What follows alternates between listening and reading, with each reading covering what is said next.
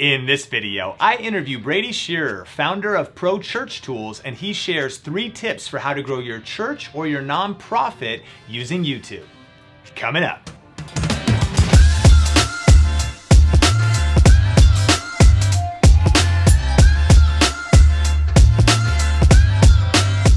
YouTube Secrets is out now. Learn the strategies of today's top video influencers in this step-by-step YouTube success playbook. Get your copy today at tubesecretsbook.com. Hey, what's up? Sean here with Video Influencers, helping you build your influence, income, and impact with online video. And I'm super pumped to be sitting here with Brady Shearer. How's it going? It's great, Sean. Great to be here. Super pumped to have you on. Now, Brady has built multiple things. He runs Pro Church Tools. He launched a business called StoryTape, which shoots a lot of different B-roll and makes that available to creators. And he's always up to cool stuff.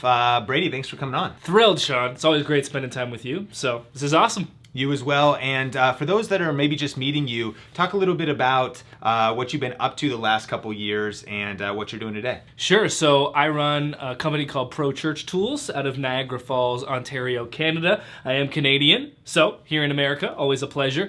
And I've been doing this for about 7 years now. We've got an office space in Canada, about 10 to 20 different employees at this point, and just love helping churches leverage digital, leverage video. Absolutely, and that's what we're talking about today, specifically how you could be using YouTube for building your church or your nonprofit. But before we dive into that, what do you think is really the opportunity, and should churches, nonprofits, faith-based organizations be leveraging social media? Whether you're a church, nonprofit, just a video creator in general, at the end of the day, anything that you want to accomplish requires someone's attention. So the way we say it is, attention is the most valuable commodity your church or nonprofit can possess. Doesn't matter if you've got the greatest story of all time, or a discounted oil change, or the ShamWow. If no one's paying attention, you can't get them to take action and do what you want them to do. And so then what we always need to do is reverse engineer where is attention being paid around the world and online. And what's amazing about YouTube is the attention there right now is almost unmatched compared to any other online platform, and even other video platforms like Instagram that is heavily invested in video over the last couple of years, also massive attention. And this is just the beginning of this trend. It's not going anywhere. I don't know about you, I have younger cousins, and they are YouTube fanatics. They want to be YouTubers when they grow up. That's the ideal job for a young person nowadays. And there's data to back this up as well. 95% of Gen Z, the generation after millennials, uses YouTube. 95%. Here's the real crazy one. 50% of Gen Z say they could not live without YouTube.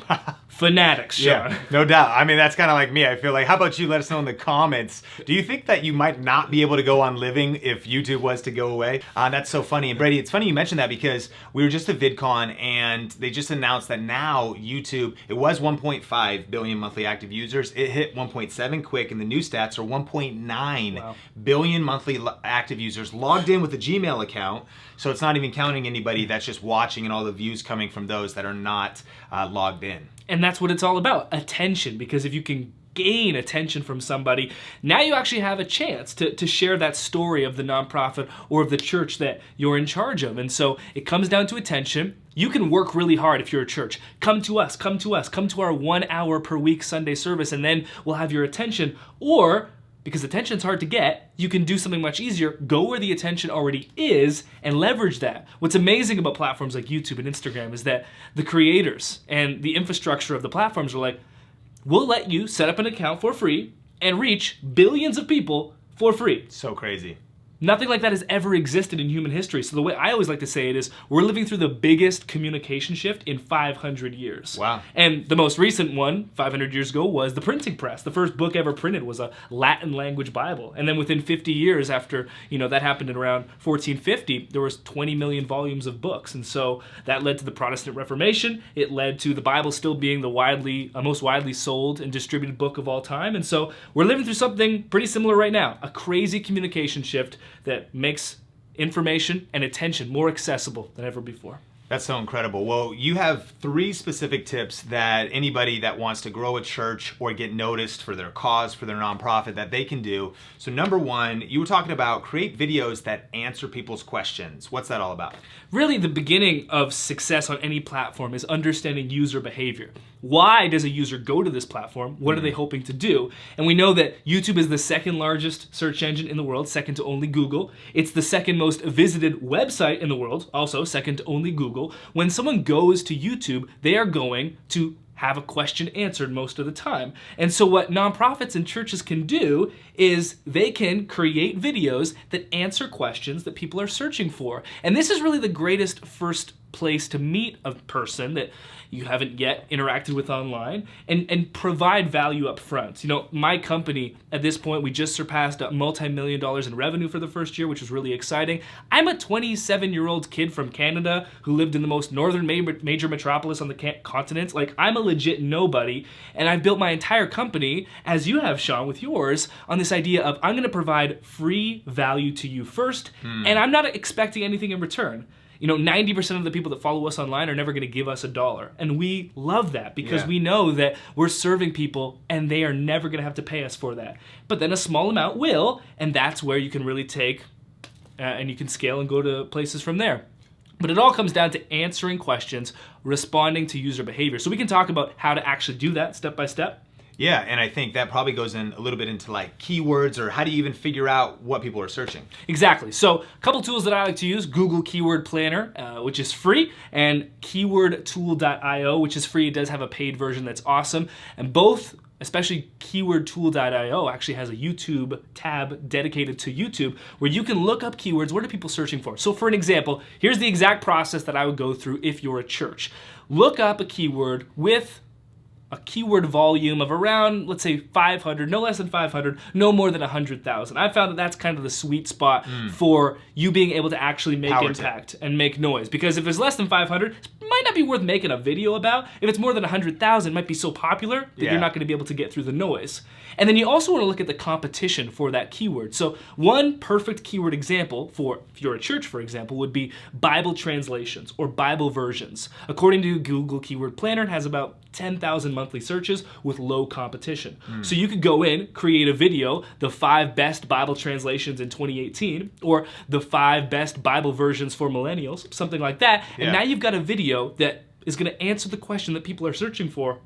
And that's powerful. Now you can get them to subscribe, you keep them around, you keep delivering value, and you grow the relationship from there. That's super powerful. And there's actually a couple other tools that I'd love to recommend. I also use Keywords Everywhere. And once you have that installed in your browser, even just doing simple Google searches, it also shows up on the right side what people search for.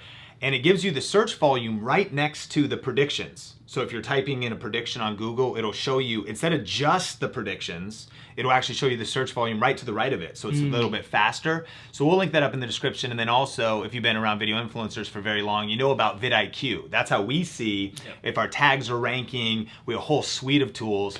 And so vidiq.com/influence, free thing that you can grab, and really helpful that I think a lot of churches should be using as well. We use vidIQ with all of our videos, and it's irreplaceable. Yeah. Tip number 2, you're talking about vlogging for churches, which sounds kind of weird. Talk about that. Yeah, I mean, the first tip that we talked about, it can feel a little bit technical. Maybe it felt intimidating, you know, keyword research and creating a video, reverse engineering attention.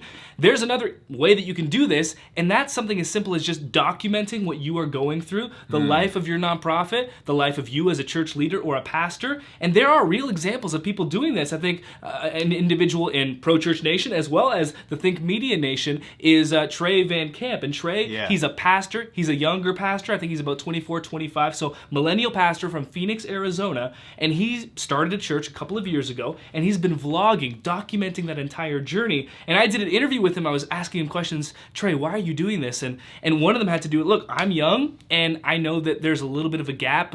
People don't expect me to be a pastor. And so I want to just document that entire journey. And what's amazing is he had story after story that he was telling me of people that would watch the vlog on YouTube, that had been following his journey for years even, and then eventually decided to show up for a service. Wow. And that's kind of where we're at now with the internet, thanks to this digital revolution that we're living through. A lot of the times that core next step you want someone to take, so if it's a business, you want them to purchase something. Yeah. Or if it's a church, you want them to attend a service or become an active member. If it's a nonprofit, maybe it's a donation. That next step is not going to happen within that first interaction. You've got to build rapport with the audience. You've got to build reciprocity where you're giving and giving and giving. And then eventually that may in turn come around. For many it won't, but for some it will. And that's how, for you and I, and for countless others, we've created online platforms and have thriving churches, nonprofits, and businesses thanks to that idea again. I love that. My favorite way to think about that is actually kind of like dating, relationships, and marriage.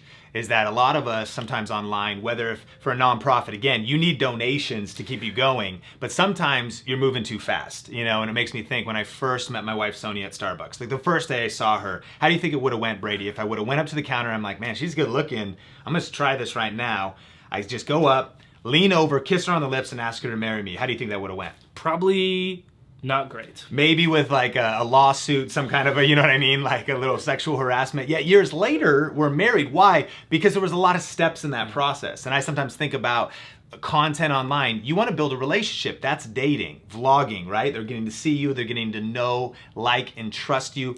I think a subscriber, an email subscriber, that could be like engagement. And then whatever that end action is, that's like marriage. When someone decides to go like, okay, I'm bought in, I'm gonna donate, or I'm gonna come attend, or I'm gonna come check it out. That's the end goal. But sometimes we move too fast. Do you agree with that? Yeah, we talk about this 3-step funnel to predictable growth. And the reason we call it predictable growth is that if you can focus on each of these 3 levels, that growth is going to be inevitable. And what's great about, I'll share this funnel in just a moment, what's great about this is it really helps you understand why you're doing something. A lot of the times you can look, if you're a church, if you're a nonprofit, you look at what others are doing. It's like, IGTV came out. We need to be on it. Why? Because we need to. If you don't understand why, understanding that we all have limited resources when it comes to creativity, budget, and time, if we're not able to understand why we do something, we can't properly allocate those limited resources, and then we waste them, and that's how failure comes about. So 3-step funnel, you mentioned the middle one, which is engagement. We go attention, engagement, next step. So attention is just finding someone, getting that reach, them seeing your video. Engagement would be subscribing to the email list, subscribing to the YouTube channel, and then that next step would be visiting you in person at a service, joining a small group, making that charitable donation, and recognizing that you're gonna spend a lot more time at the top of that funnel. Like, that's why it's a funnel. It starts wide and it gets thinner. And so you got to spend so much time on that attention, more videos, more growth, understanding why are people watching our videos to begin with. These ones succeeded, these ones didn't. Let's do more of what worked, less of what didn't. And then that leads to engagement. Not everyone that watches the video is going to subscribe, but a small percentage will. And then not everyone that subscribes is going to take that next step, but a small percentage will. And the more that you can repeat this process, you get to predictable growth. Man, so powerful. Well, tip number 3 is very tactical, and you said thumbnails. Why you say that? Well, we all know that thumbnails are highly important when it comes to YouTube. It's a search engine, right? Yeah. So someone searches something, and then basically, we don't like to think this. We would never say we judge a book by its cover, but data would prove that we do. We do. You're making a decision based on the thumbnail and the headline. So when it comes to the thumbnail, what's amazing about images is that they can communicate in an instant what paragraphs worth of text would require. And a picture speaks 1,000 words. Said another way. Yeah. Did you come up with that right now? I've never heard that before. So that's a good one. So images, thumbnails, highly important. What we've been talking about so far has to do with creating videos natively for YouTube. Yeah. If you're a church, maybe you're uploading your video sermons directly to YouTube, using it for storage. That's a fine first step. If you're gonna do that, and with all of your videos, the best way to improve your thumbnail response rate and click-through rate is to have, and Sean does an amazing job of this, a big photo of a real person smiling or making a funny face. Georgia Institute of Technology did a study in conjunction with Yahoo Labs. They looked at more than a million Instagram photos. Instagram photos with human faces were 38% more likely to get likes, 32% more likely to get comments. Wow. So that's raw data, 40% almost more likely to get a like just by including someone's face. And we see beautiful photos on Instagram of amazing landscapes that could be, nighttime time lapses and drone shots and amazing. And then you can take a selfie with a funny smirk on your face, and people respond to that better. Why? Because we're a social species. We respond to other people. And so using those in your YouTube thumbnails, especially if you're a pastor, if you're a church and you're uploading your sermons, don't just upload the sermon and then put up whatever thumbnail gets automatically selected. Have a photo taken of your pastor preaching. Zoom in because that thumbnail gets kind of small on devices. So really full screen with a face, smiling, making a funny face if it's like mid-speaking. And now you've got a thumbnail that's gonna get more click-through rates. And again, that all comes back to attention. A higher click-through rate means higher rankings because of those signals to the YouTube algorithm, and more views, more attention, which can lead to subscribes, next steps. Very powerful. And I mean, I think actually check out Brady's channel, and we'll of course link to that, talk about it later. But you have some great thumbnails. I think another church I like doing really good thumbnails is City Light Church, which recently launched here in Vegas. Some really great thumbnails actually done by Omar, who helps out on Think Media. And what are maybe some others that you think are doing it well? Well, Stephen Furtick and his social media team are, in my mind, the leaders in this area. They've got 3 or 4 full-time individuals dedicated to this. And so sometimes it can feel like, well, I don't have that.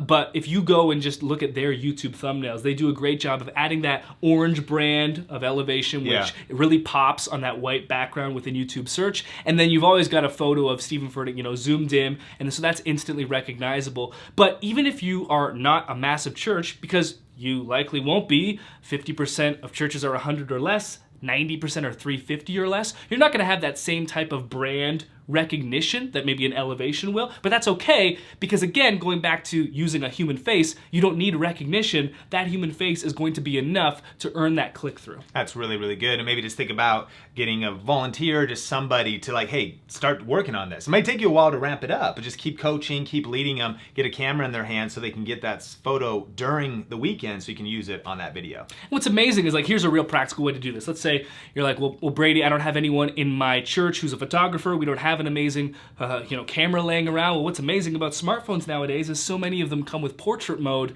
You know, the iPhone 8, the iPhone X, the Google Pixel, all of the new Androids come with it. So every manufacturer is putting it into their hardware now, that ability to blur out the background. So you can set your iPhone to portrait mode. You wouldn't even have to do this during the service necessarily. Have your pastor, during run through, or just take a quick photo beforehand, blur out that background with your phone. That's gonna be great enough quality for a YouTube thumbnail. For sure. And now, using a free piece of hardware, because you already have the phone, or someone in your church already does, edit it in a tool like VSCO, add a nice filter rather, upload it to YouTube, and now you've got a thumbnail, no camera or expertise required. Boom. Well, Brady, are you ready for the lightning round? The lightning round, Sean. I've never been more ready. Sound effects? No, that's, well, lightning is silent. Lightning round, lightning round, lightning round. 3, 2, 1. Coffee or tea? Coffee, absolutely. Espresso, especially. Book every influencer watching should read. The book Grit. I think that success really comes down to not your skills, not your luck, but your just ability to not give up. Being resilient, being gritty, because things won't go your way. How long can you stick with it? I think that's the ultimate contingency factor for success. Angela Duckworth. You got it. Amazing. We'll link that up in the description if you want to check that one out. Cat or dog? Dog, always. I have a dog. His name is Ross, named after the friend, although I also have a cat named Phoebe, after the friend. Wow. I also have another cat named Newman, named after the Seinfeld. Whoa, okay. Hello, Newman. You just broke brand right there, but favorite social network besides YouTube? Instagram. Our engagement there is so much higher than anywhere else. Instagram stories are off the hook, and it's just a friendly platform. No one's bitter and angry there. Favorite documentary or movie? I'm a Star Wars nut. Okay. I grew up, every toy, bed cover, pillowcase, Star Wars. I would dress up as the characters using like my sister's tights, like put them over my head and be like, I'm a stormtrooper. Great. Deep. And that's some intimate vulnerability being shared on this video. So just the franchise across the board. I mean, Return of the Jedi was my favorite. Yeah. Pit of Carcoon, Sarlacc. Woo! Love that. No miss morning ritual. Ooh, waking up before 6. Every Gotta day? get up early. Weekdays. Okay. Gotta start early. The team comes in at 9. I got 3 to 4 hours in the office. That's when my best creative work is done. And I gotta get that creative work done before they come in, because then it's just meetings and mayhem. If you could give a TED Talk, what would it be about? It'd be about the biggest communication shift in 500 years and how we're pioneers in a new land. And if you were a pioneer and you came to Canada, it would have been tough because you would have probably died the first winter, but someone wouldn't have, and then they would have been better prepared the next winter. And when you come and pioneer a new continent, like when people came to North America, you don't really know what you're doing. And that's where we're at right now with social and digital. It's brand new, very beginning. And that's amazing because we can get property in Malibu and Manhattan for cheap right now. So good. But we also have no idea what we're doing. And so you're gonna make a lot of mistakes, as Sean and I do all the time. That's okay, part of the journey. Yeah, it's good. It's brand new, a lot of opportunity, and you might die. Well, if you settle the Canadian part. So if you settled, on Vine. How has failure or setback set you up for future success? And do you have a favorite failure? Yeah, I remember the very first time that I made $1 online. We had set up this video consulting client services, kind of a productized service. It was $300 a month. I remember I was working at a church at the time, sitting in my office, email comes in, a church from Tampa Bay had signed up monthly, $300 a month. And that was 1/4 of the way to replacing my church income, which meant I was now 1/4 of the way to being like a full-time online lifestyle entrepreneur. And then within about 30 minutes, I got an email from that church and they said, yeah, this isn't for us. Can we cancel and get a refund? Oh. First time I ever made $1. I literally called my mom and cried. I'm glad I didn't tell my wife because I would have felt like such a failure. Sure. And I'll never forget that moment where, that could have been a turning point where I could have said, obviously I'm never going to make $1 online. Obviously everyone said I couldn't do this. This is obviously going to be fake. But again, going back to that grit, resiliency, and my stubborn unwillingness to give up. You just showed up again and again and again. And I can't even imagine what would have happened if you would have quit. By the end of that summer, I had 4 churches that signed up, and that replaced my small half-time intern church income, and that allowed me to go full-time online, and now the rest is history from there. The rest is history. Do you have a favorite quote that you like to live by or think about often? Oh, mine are really real churchy. This is a church video, man. Oh yeah, yep, I got one. It's 2 simple words. It's embrace discomfort.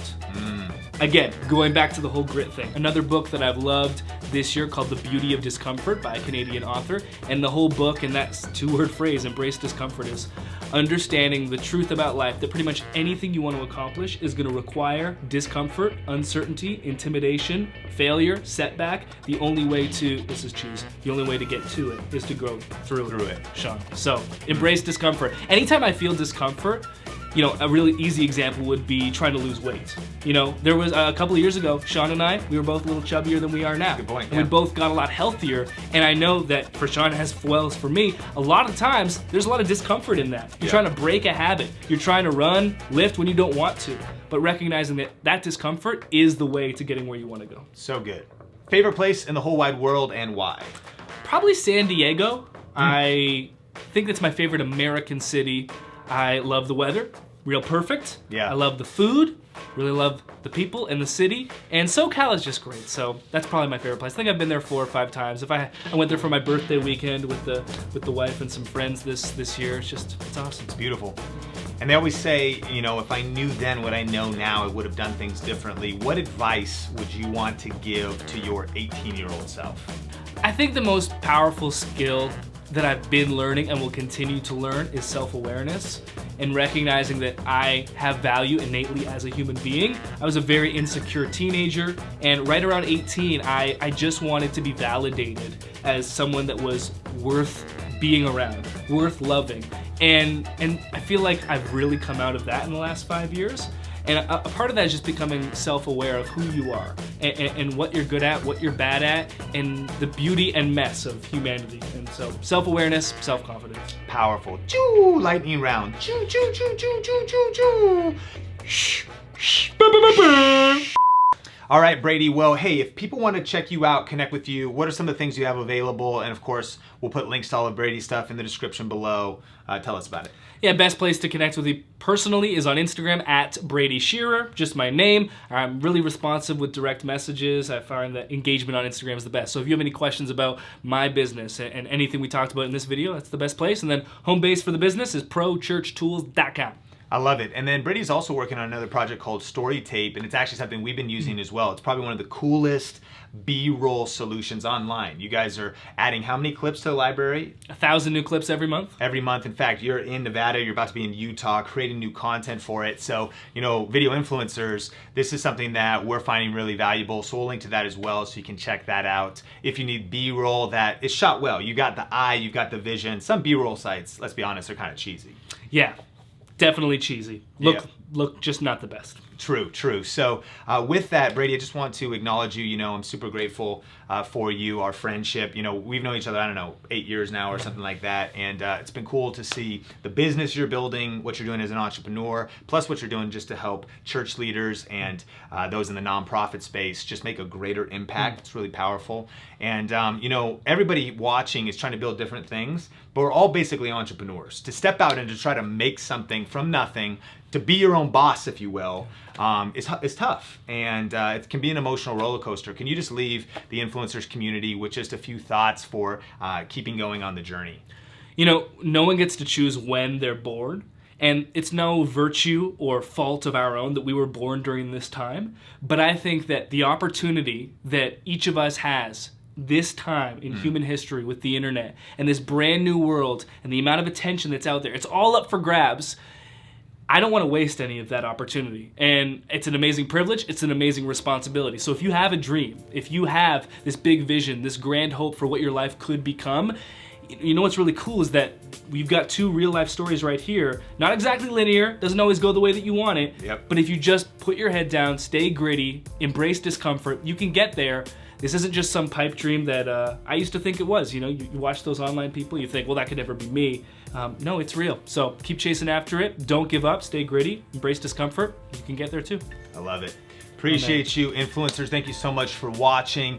Question of the day, which tip do you want to apply next in your life? You know, one of the best things that you could do is actually type it out, put it into an actual artifact out there into the universe.